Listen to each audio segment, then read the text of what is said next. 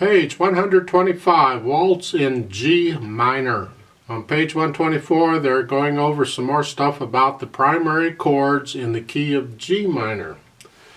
This waltz we're going to do is in the key of G minor, although it kind of goes into its relative major for part of this, which is B flat major, so it's kind of going back and forth between G minor and B flat major. You'll hear a difference in the sound because major and minor sound different. I would like to make a few minor suggestions here. I'm going to start with the right hand. Second line. In the first ending there, you have the F sharp D in the second measure of it. Be sure you start the C, the eighth note, with fourth finger. On line 3 of this, in the right hand, there's a suggestion of 5-3-1 here. And then next measure, it's this one. And next measure, it's 5 again. I don't care for that at all. I would suggest the first measure is 4-2-1, then 5-3-1, and then 4-3-1, and then a 1-2 on the last measure. You're basically in one hand position this whole thing. You don't have to keep moving your little finger around like that. It's unnecessary. In the last line, again, I recommend a 4-3-1, then a 4-2-1, then a 5-3-1. I think that's a much safer fingering than what they're suggesting. As far as the left hand goes, play it the way it's written. Pedal-wise, there's some interesting thing going on in the pedal here. Let's talk about this. It starts with the last measure of the first line and goes into the second line. You're pedaling the first beat of the measure. So it's like,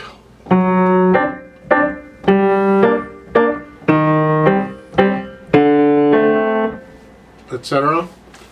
This is a very common pedaling style pattern used in waltzes, where you have that 1-2-3-1, and you want to reinforce the natural accent, the first beat of the measure.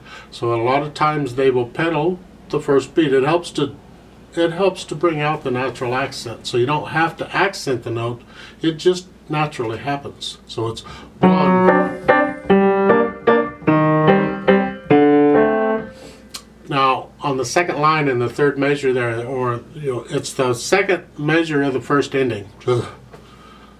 I would only pedal the first beat again, and I would lift it up when you play the AC. They're telling you to keep it down all the way through, but well, you can experiment with the sound and see what you like better.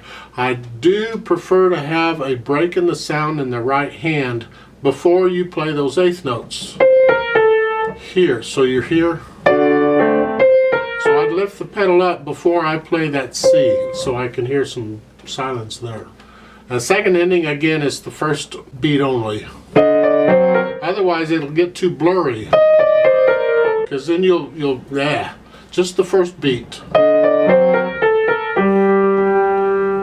And in that last measure of the second line, I see no problem with pedaling from the first beat on. I don't know why they're waiting for the second beat to do that, because I would pedal it. So I see nothing wrong with pedaling that, all 3 beats of that measure. Now when you get down to the third line down, here we have a contrast going on. Now you're pedaling the whole measure.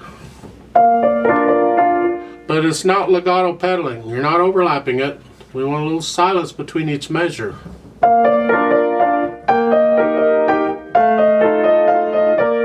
Last measure's overlapped.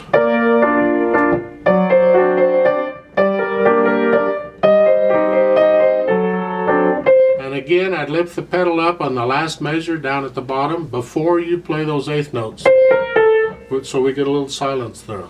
Roadmap wise, there's a DCL fine at the bottom, and the fine is the second ending there on the second line.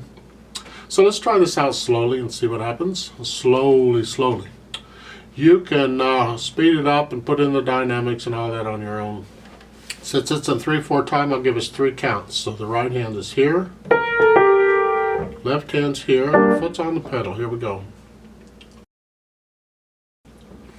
1 and ready and go and.